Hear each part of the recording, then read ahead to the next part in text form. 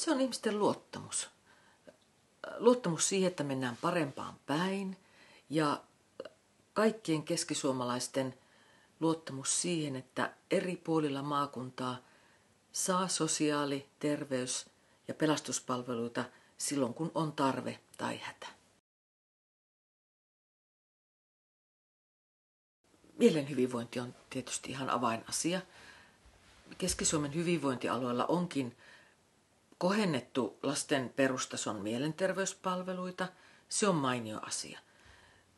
Mielenterveyden tueksi tarvitaan myös kiusaamisen vähentämistä, yksinäisyyden vähentämistä, missä vaikkapa kouluilla, harrastuksilla on tosi iso rooli.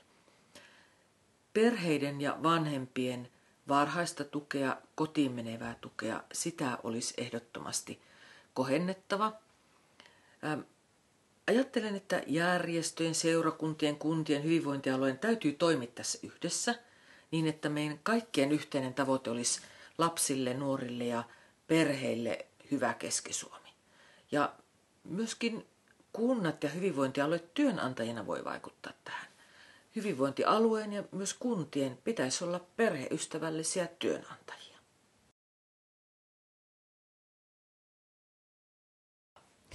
No, lääkärille pääsy on tietysti se avainasia ja se, että pääsisi mieluummin saman hoitaja-lääkäri parin kanssa asioita hoitamaan useamman kerran peräkkäin. Eli kyse on hoidon jatkuvuudesta. Menisin tähän oman lääkärimallin suuntaan ja aloittaisin sen ikääntyneistä, ikäihmisistä ja vanhuksista, koska heillä tästä hoidon jatkuvuudesta on kaikkein eniten hyötyä. Myöskin huolehtisin siitä, että terveyspalveluita on saatavilla jatkossakin kaikissa Keski-Suomen hyvinvointialueen kunnissa niin, että palveluihin pääsevät myös ne, joilla ei ole omaa autoa käytettävissä tai jotka eivät käytä digipalveluita. Ilman muuta parantaisin myös erilaisia verkon kautta käytössä olevia terveyspalveluita.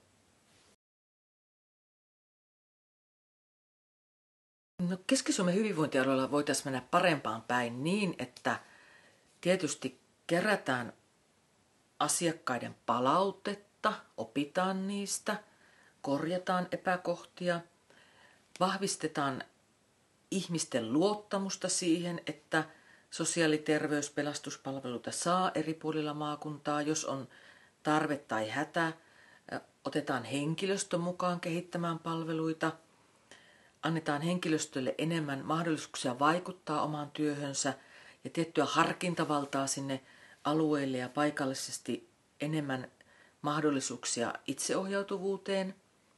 Ja toki heittäisin tämän pallon myöskin maan hallitukselle, joka ahdistaa hyvinvointialueita taloudellisesti varsin puun ja kuoren rakoon. Eli tarvitaan lisää aikaa syntyneiden alijäämien kattamiseen.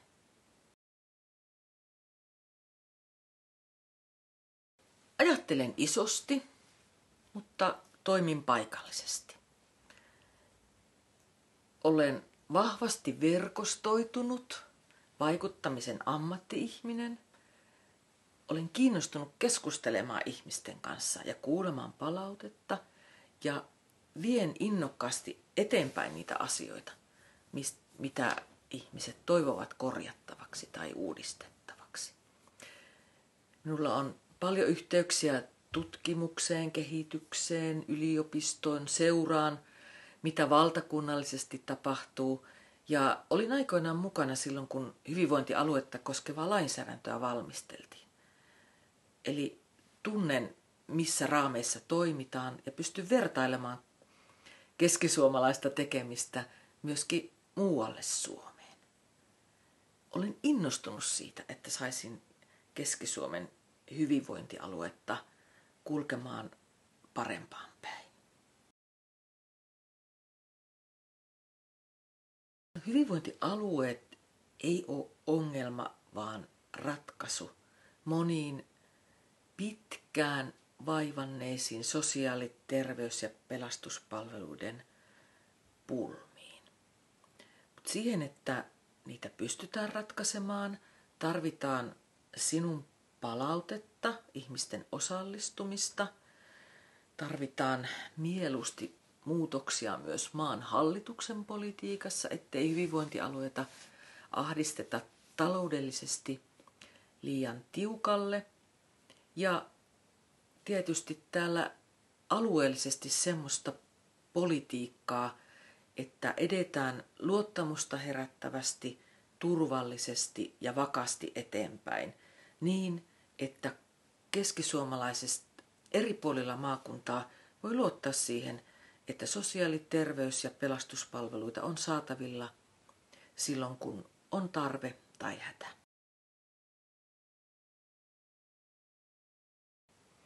Ensinnäkin, että mennään parempaan päin. Se tarkoittaa vahvempaa luottamusta siihen, että koko maakunnassa sosiaali-, terveys- ja pelastuspalveluita on saatavilla silloin, kun tarve tai hätä on. Ja otetaan siihen tekemiseen mukaan asukkaat, henkilökunta, toimitaan yhdessä järjestöjen, kuntien ja seurakuntien kanssa.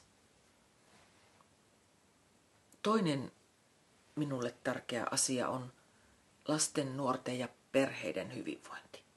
Eli haluaisin tehdä Keski-Suomesta lapsille, nuorille ja perheille hyvän, entistäkin paremman.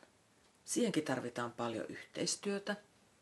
Mielenterveyden palveluita on jo kohennettu, jatketaan sitä, mutta etenkin perheiden ja vanhempien varhaista tukea ja kotiin menevää tukea pitää vahvistaa.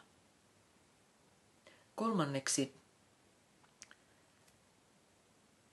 lääkärille pääsy on tärkeää ja se, että mieluummin pääsisi saman hoitaja-lääkäri parin kanssa asioimaan useamman kerran peräjälkeen, jos lääkärissä käy.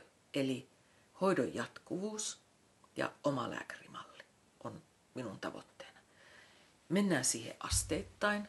Aloitetaan ikäihmisistä ja etenkin vanhuksista, jotka ovat Keski-Suomen hyvinvointialueen asumis- ja hoivapalveluiden piirissä. Ja edetään siitä sitten asteittain kaikkiin keskisuomalaisiin.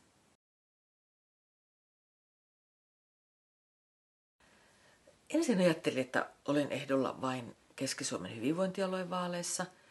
Sitten aloin miettimään, että kunnan ja hyvinvointialueen välinen tiivis kumppanuus on todella tärkeä lasten, nuorten ja perheiden hyvinvoinnin kannalta ja myöskin ikäihmisten kannalta.